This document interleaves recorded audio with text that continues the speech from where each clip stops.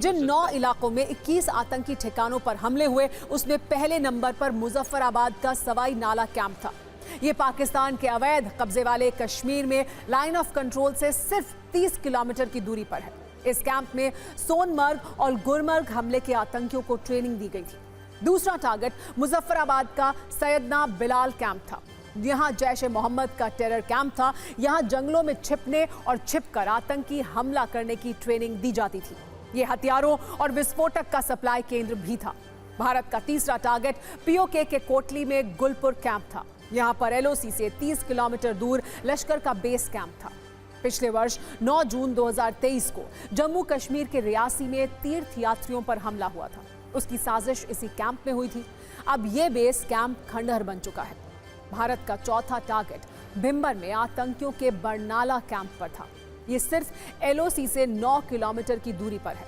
यहाँ लश्कर के आतंकियों को हथियार चलाने की ट्रेनिंग दी जाती थी। भारत का पांचवा टारगेट कोटली का अब्बास कैंप था। ये एलओसी से सिर्फ 13 किलोमीटर दूर है। फिनाइन आतंकी यहीं तैयार होते हैं। यहाँ 15 आतंकियों को ट्रेनिंग देने की क्षमता थी। भारत का अगला टारगेट पीओके से और आगे पाकिस्तान के सियालकोट में था। यहाँ इंटरनेशनल बॉर्डर से 6 किलोमीटर दूर सर्जल कैंप पर हमला किया गया।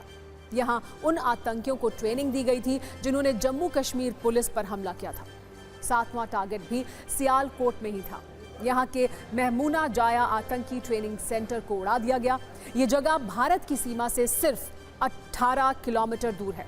ये हिजबुल मुजाहिदीन का ट्रेनिंग कैंप है। पठानकोट बेस पर हमले की योजना यहीं बनाई गई थी। भारतीय मिसाइल अटैक का 8वां टारगेट मुरीद के मरकज तैयबा था। भारतीय बॉर्डर से सिर्फ 25 किलोमीटर दूर लश्कर तैयबा का यह बड़ा कैंप है।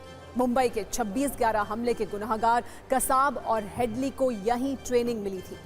और भारत का आखिरी टारगेट पाकिस्तान को सबसे ज्यादा दर्द देने वाला था, जो पंजाब के बहावलपुर का मरकज सुभान अल्लाह कैंप था। ये एलओसी से करीब 100 किलोमीटर दूर है। ये जैश के आतंकियों का रिक्रूटमेंट का बहुत बड़ा सेंटर है। भारत में कई हमलों की योजना यहाँ बनी थी और सबसे ज्यादा दर्द पाकिस्तान को यहीं से मिला है, क्योंकि यहाँ जैश ए मोहम्मद चीफ मसूद अजहर के परिवार के कई सदस्य भी मारे गए हैं। पाकिस्तान के आतंकियों ने पहलगाम में भारत की महिलाओं के सिंदूर उजाड़े थे। कल रात भारत ने पाकिस्तान को एक चुटकी सिंदूर की कीमत बता दी।